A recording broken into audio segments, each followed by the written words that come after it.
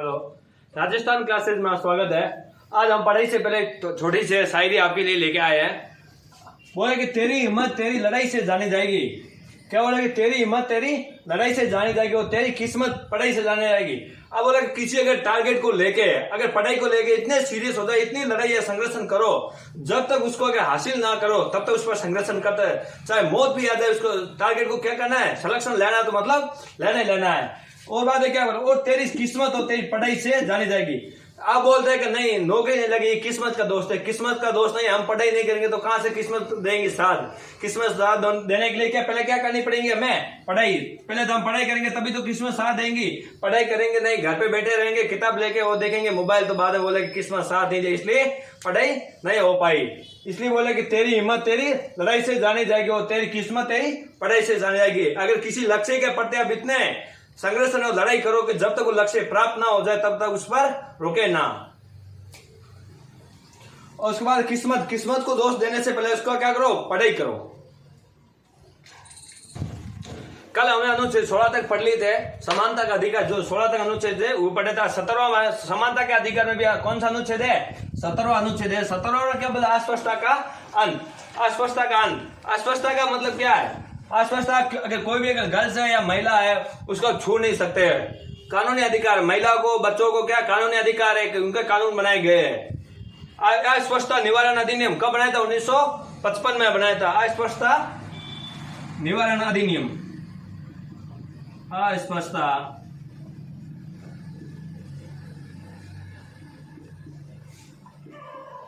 निवारण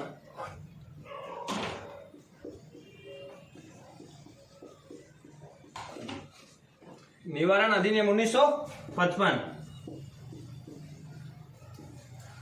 अस्पष्टता का अंत, अगर महिला और बच्चों के खिलाफ क्या अस्पष्टता का उसका अंत करने के लिए क्या बनाया था, एक अधिनियम बनाया था। कब बनाया था, 1955 में। इसके बाद इसका नाम बदल दिया। कब दिया नाम, इसका नाम बदल दिया 1976 में। कब दिया, 1976 में इसका नाम क्या बदल दिया। इसका उसके बाद क्या किया, सिविल अधिकार संरक्षण अधिनियम। इसके बाद इसका नाम कर क्या कर दिया, सिविल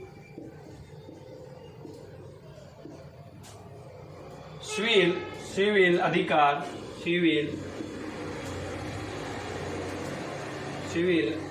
सिविल अधिकार संरक्षण अधिनियम,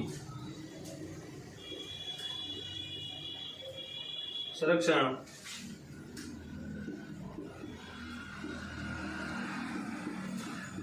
अधिनियम 1976। इसका क्या नाम बदल दिया, इसका क्या कर दिया, नाम बदल दिया था। इसका नाम बदल दिया था, नाम इसका बदल दिया था। किसका नाम बदल दिया, पहले रखा था अस्पष्टता निवारण अधिनियम 1955, इसका गठन हुआ। और 1976 सिविल अधिकार संरक्षण अधिनियम, इसका नाम रख दिया, नाम बदल कर चेंज कर दिया। अब नाम कैसे, इसमें भारतीय दंड संहिता में धारा है, कौन सी, दो धारा है, 254 और 509। कौन सी धारा है, 254 और 509।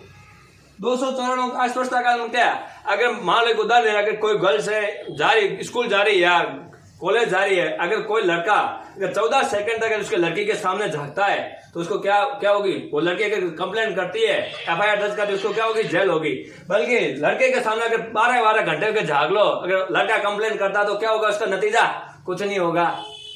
इसलिए जो महिला और बच्चों को क्या करे, कानूनी ऐसे कानून बनाए गए जो महिला और बच्चों को क्या, जो मतलब अपराध करते हैं उनको क्या हो, अपराधियों से क्या हो, संरक्षण प्राप्त हो। संरक्षण किससे, कानून की मदद तो करे उनकी। अगर मान लो कोई गर्ल्स का अगर छेड़े, कोई लड़के बगैर छेड़े तो क्या FIR करेगी, तो लड़कों पर क्या होगी, कानून क्या करेगा, अपना जो भी होगा ना, नौकन किया बुरे काम उनका तो क्या जायजा तो लेगी, वो कुछ ना कुछ ऐसा किया तभी तो गर्ल्स ने किया है। इसलिए जो क्या बोला है, अस्पष्टता, अस्पष्टता मतलब यही है। अगर अस्पष्टता किसी गर्ल्स या बच्चों के साथ क्या होता है, भेदभाव या उनके साथ बुरा होता है, तब क्या करता है, FIR दर्ज करने पर क्या करता है, पुलिस उन पर कड़े एक्शन लेती है। ये 17 हो गया पूरा है। 17 में एक इसका बोला, क्या बोला, परिभाषा, संविधान में ये परिभाषा नहीं है। अस्पष्टता की परिभाषा क्या, संविधान में नहीं लिखी गई है। अस्पष्टता की परिभाषा किसमें नहीं लिखी गई है, संविधान में। अस्पष्टता की परिभाषा, अस्पष्टता की परिभाषा संविधान में नहीं लिखी गई है। जो अस्पष्टता का अंत, इसका संविधान में तो क्या परिभाषा नहीं है, संविधान में इसको परिभाषित नहीं किया गया है, बल्कि अनुच्छेद क्या 17 है। एक और अनुच्छेद आता है 18, एक अनुच्छेद कौन सा आता है, 18 अनुच्छेद आता है। अब अनुच्छेद 18 में क्या बोला, उपाधियों का अंत। ये क्या बोला, उपाध्याय किसी शिक्षा और सेना को छोड़ के, अब शिक्षा में किसी भी शिक्षा के क्षेत्र में आप ले सकते हो उपाधि, और सेना के क्षेत्र में ले सकते हैं, बाकी आप उपाधि नहीं ले सकते। ये कैसा अनुच्छेद है, अपवाद है। कैसा अपवाद है, क्या है, अपवाद है। ये अब सेना, शिक्षा,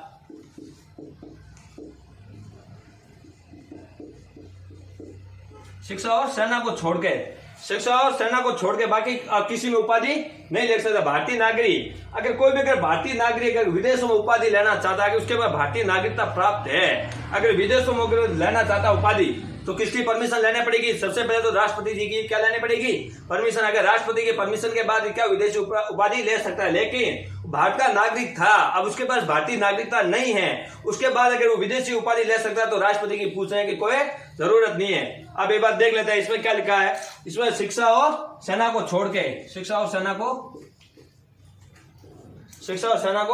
छोड़ के बाकी किसी का उपाधि ले सकते हैं। शिक्षा और सेना को छोड़ने के बाद आप किसी की उपाधि नहीं ले सकते, इन दोनों उपाधि ले सकते हैं। शिक्षा और सेना संबंधी उपाधि आपको दे सकती है गवर्नमेंट, बाकी किसी में नहीं दे सकती है। अब इसके बाद लिख दो ये वाला, भारतीय नागरिक, भारतीय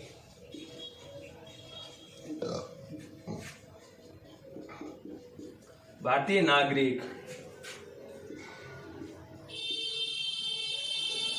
विदेशी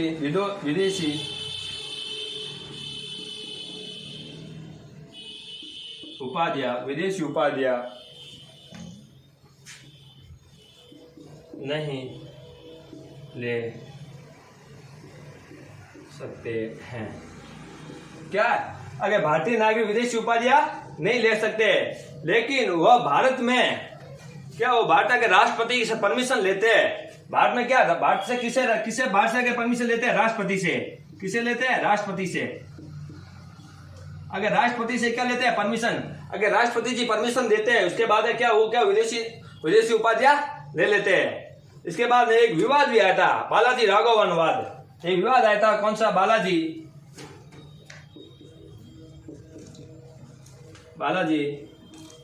राघवन वाद। ये वाद आया था, इसमें सुप्रीम कोर्ट ने क्या बोला है, सुप्रीम कोर्ट ने निर्णय दिया उपाधि और पुरस्कारों में अंतर। इसने क्या बोला, सुप्रीम कोर्ट ने क्या बोला, इसने सुप्रीम कोर्ट ने क्या बोला, उपाधियां तथा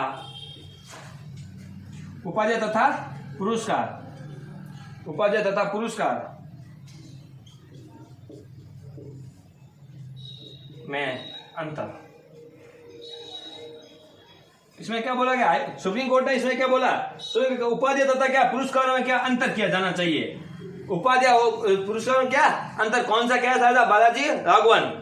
इसके बाद हम पढ़ेंगे अनुच्छेद 19, 20, 21, 22 कहां से स्वतंत्र से संबंधित है। 19, 20, 21, 22 है। 19 में बोला क्या, स्वतंत्र। 19 में जो स्वतंत्र केवल भारतीय नागरिकों लिए है, बाकी 20, 21, 22 और 22 इनको भारतीय प्लस विदेशी दोनों के लिए है।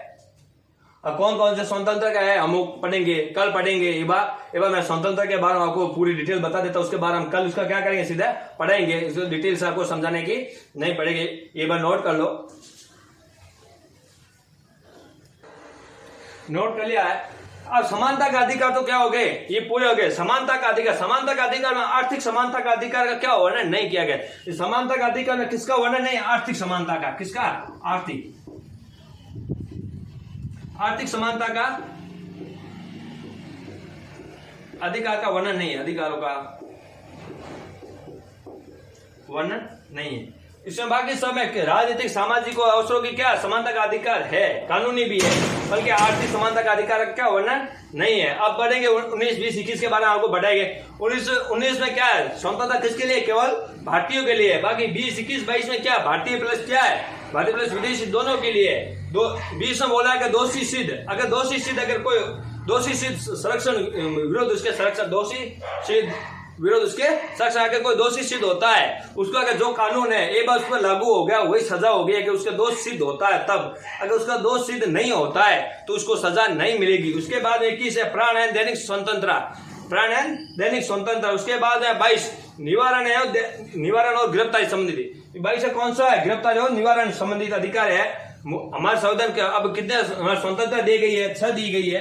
कितनी दी गई है? 6 स्वतंत्रता दी गई है। और प्रस्तावना कितने प्रकार की है?